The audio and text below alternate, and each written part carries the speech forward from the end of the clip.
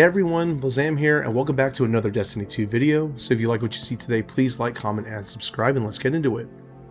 Alright.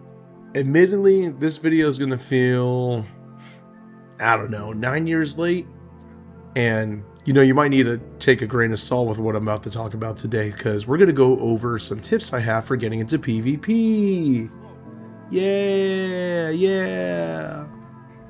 Look, I realize that this type of video would be best coming from someone who's an actual demon in the Crucible, but I think the perspective of someone that's stuck in Copper Coves and not a skill island regular can still hold some value.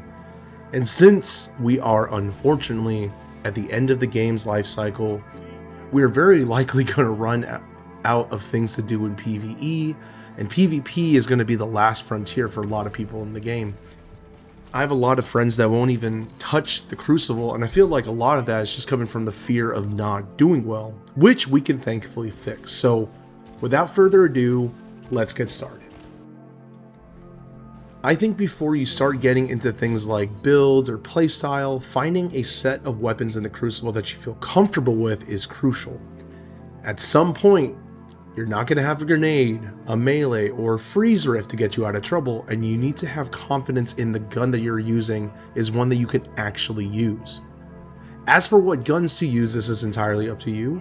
The point is that it should feel good for you to shoot.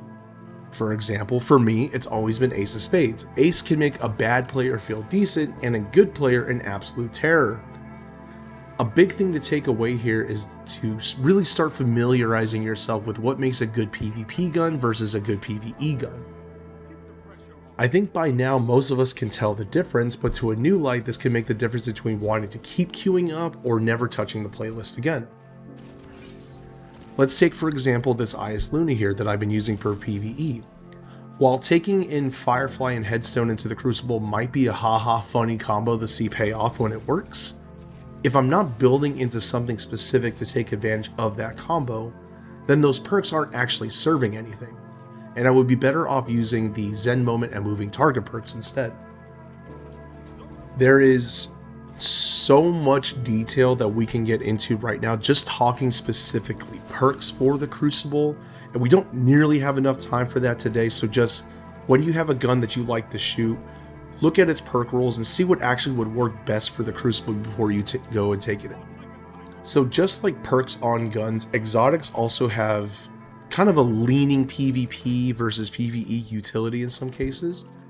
This isn't to say that you can't just no-brain stompies in PvE, but in the same sense, it wouldn't be wise to take in something like Blight Ranger into the Crucible, for example.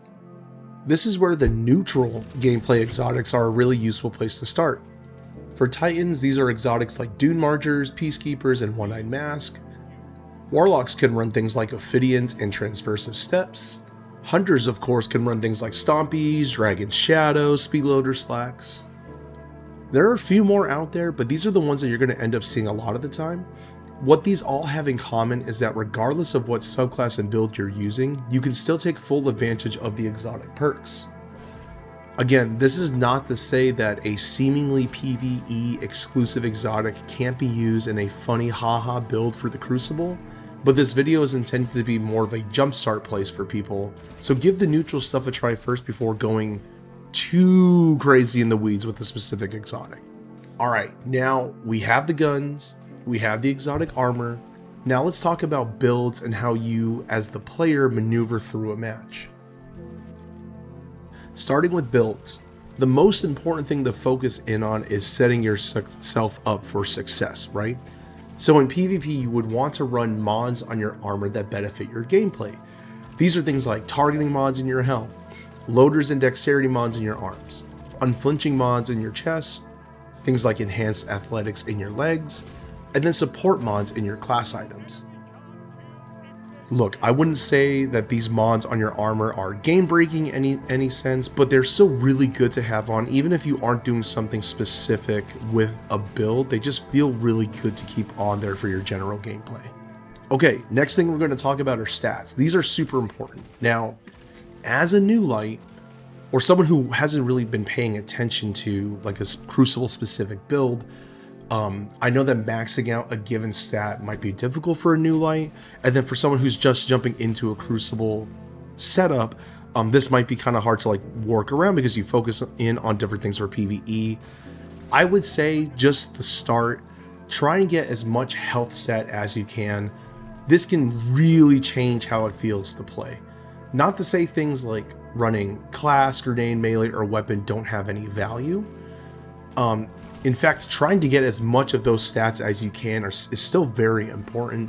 I just think that having as much health as you can make the world of difference for how you maneuver through a Crucible match.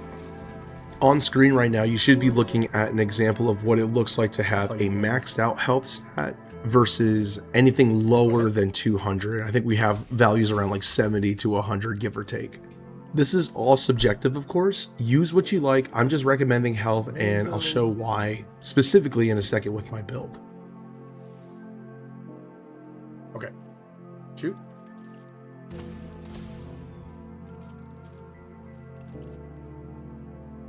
Oh, that's actually, it'd say shoot again.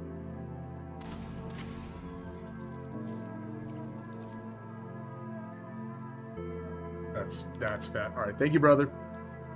Okay, once you have a general build going with the stats that you need and an exotic that you're going to use for the build as a whole, this is when you can start fine-tuning things for your needs. So for example, since I main One-Eyed Mask, the perk states that if someone shoots me and I mark them for vengeance, if I take down that guardian, I get a small overshield for beating them. So while this exotic can work on all subclasses, I think using Void for this specifically makes the most sense. This is because I'm also using the Echo of Vigilance fragment in the build. This grants me a Void overshield when I take down guardians when my shields are down. If I do, I get another overshield, even if they aren't marked for vengeance.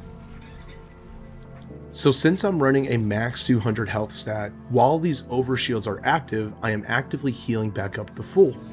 It's a very simple setup, but it allows me to focus on hitting my shots and positioning versus trying to make something funky happen with a more specialized setup. I know I'm spending a lot of time talking about the health stat, but having a maxed out health stat in situations like comp or even trials where you need to duck in and out of cover because you've taken too much damage, the seconds it takes for your shields to come back up to full can make or break and decide a round. So keep that in mind. I really like 200 health, but again, use something that's specific to your needs. Okay, that about rounds it up. I know that there's so much more that we can talk about, so let's get into the comments and discuss. I know I must have missed something important or something that we can go over in more detail. Again, the video is designed to be a starting point for people getting into the Crucible, which is what we really want at the end of the day. We want as much people playing that playlist as we can. And look, the last tip that I can really leave you all here with today is just please try and have fun. I know that there's some real jerks out there. They are vastly outnumbered by the amount of people that are just wanting to have a good time. With that being said, thank you for watching, Guardians. I'll see you Starside.